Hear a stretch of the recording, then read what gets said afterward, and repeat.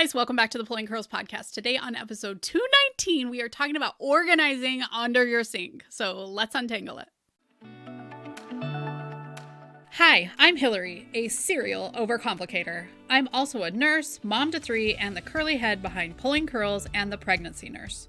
This podcast aims to help us stop overcomplicating things and remember how much easier it is to keep things simple. Let's smooth out those snarls with Pregnancy and Parenting Untangled, the Pulling Curls podcast.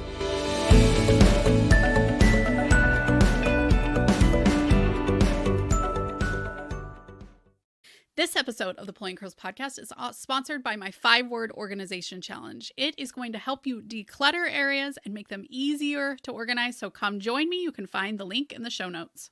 Okay, I've got 5 tips for organizing under your sink. So let's get started. First off, under your sink is deep. It is a large cabinet because you're putting your sink in that area.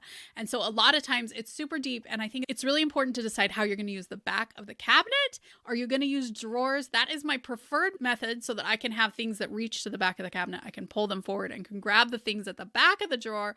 Or another thing you can do is if you have drawers and they're easy to take out, you can stack your overstock behind those drawers and then just use those as needed. So I think it's really important to decide how you're going to use the back of the cabinet because it would be a really easy place for stuff to get shoved that you don't use very often and maybe should throw away versus making sure that you're using the front of your cabinet for the most important things. So your bathroom cabinet is super deep. Make sure that you're using it the way that you want to.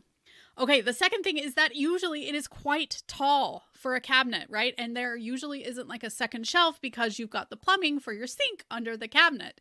So I like to use either drawers. You can find drawers a lot of times. Definitely go check out my places that I love to shop for home organization podcast because I talk about where I found the stuff to help my daughter organize under her sink. But using drawers can be really helpful. But sometimes what I do is I'll use the little shelves. So they'll have like a mini shelf. So you can put something underneath it. You can put like a container underneath it. You pull that out just like it's a drawer. And then you can put a taller container on top of that you can pull out and grab the things at the back so that you can use all of that space. Now those mini shelves come in a variety of sizes. I found them at HomeGoods, Costco, online. So check for something that would work for you. They in general don't have to be super sturdy because we're not putting super heavy things on there, but make sure that you're buying one that will work for what you need because there are ones at the Dollar Tree and they work great for like snacks in my pantry, but they probably wouldn't be great for my under cabinet beauty items because I think all of my gel would probably collapse those. Okay, number 3 is something that we've talked about in a podcast before. I have a whole podcast on decluttering your beauty items, but you need to figure out what you actually need, right? And this can be difficult. So I have a little section for Halloween makeup. I obviously don't use that very frequently, but when my daughter wants to have like bright red cheeks, it's nice to have around.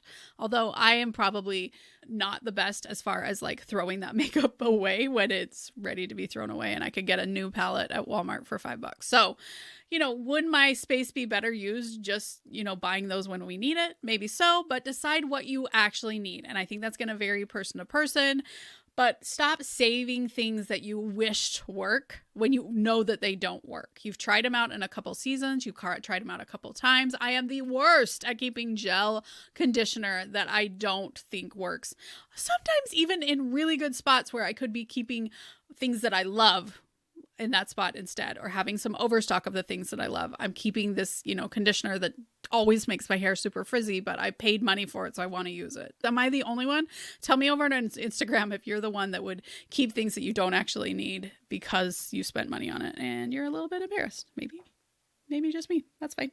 Along those same lines, what do you reach for frequently, right? So for me, I have to have, an extra bottle of contact lens solution close by because I like to go to the very nubbins of contact lens solution. I want to have my hair dryer easy to grab.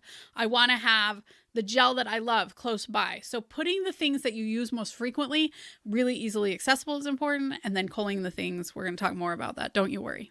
Okay, number 4 is to leave spots for things that you need. We organized my daughter's under the sink cabinet and we left no room for toilet paper. Now, she does have a linen closet right outside that we were able to keep toilet paper in, but it was a good reminder to me that sometimes we're so focused on beauty and, lady products, we aren't thinking, oh, we need to stash toilet paper in here in case we need an extra roll. So make sure that you're leaving rooms for things like towels, toilet paper. Don't just turn all of it into beauty. If that is a place that you would like to store your towels, try and make that happen for you, right? A lot of times online, I see under the sink cabinets that are all shelves, containers, bins, those kind of things, and no room for towels. Now, maybe those people have towels close by in a linen closet, but I don't know. It seems like towels are a big thing that you use in your bathroom. I would like to have them close by, but maybe that's just me. Okay, the last thing is cull frequently. Oftentimes I'll think this system just isn't working anymore, when in reality, it doesn't work anymore because I'm holding on to things that didn't work. See option number 3, right? Hillary's still holding on to that gel. She's holding on to that makeup that just lasts like 3 seconds and then you can't even tell she put anything on, but I'm holding on to it. You guys know what I'm talking about. Cull frequently. Don't be afraid to say that's a sunk cost. That's a reminder that I shouldn't buy from that brand or that type of product anymore. Or to remember that you have favorites and return back to those favorites instead of thinking there's going to be a better product out there. This is advice for Hillary more than it is for advice for anyone else. I have to tell you guys that cleaning up under your sink can make a huge difference. My daughter just had it was like teenage girl exploded in her bathroom. But now that we have spots for the things, she's easily able to put them away.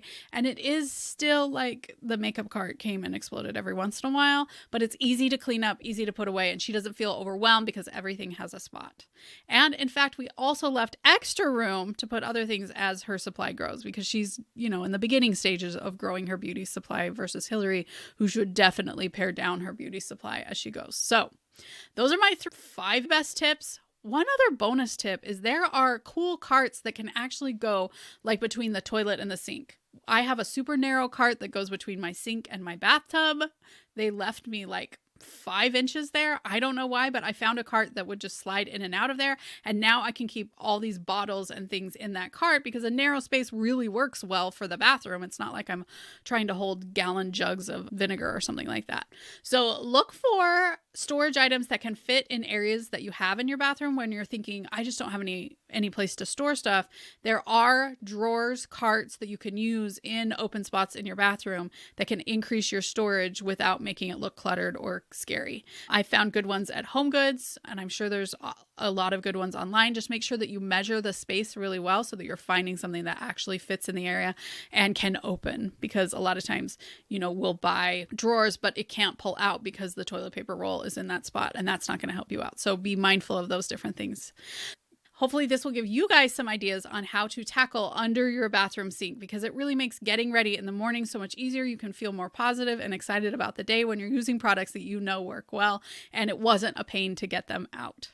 And of course, join me in the online prenatal class for couples. We have a whole chapter on organizing your bathroom, including the bathroom sink, where I show you mine and I show you an updated version of mine, and I'm even showing you my linen closet. So come join me in there. Stay tuned. Next week, we are talking about your postpartum plan when you have a baby, so do not miss that episode. Thanks for joining us on the Pulling Curls podcast today. If you liked today's episode, please consider reviewing, sharing, subscribing. It really helps our podcast grow. Thank you.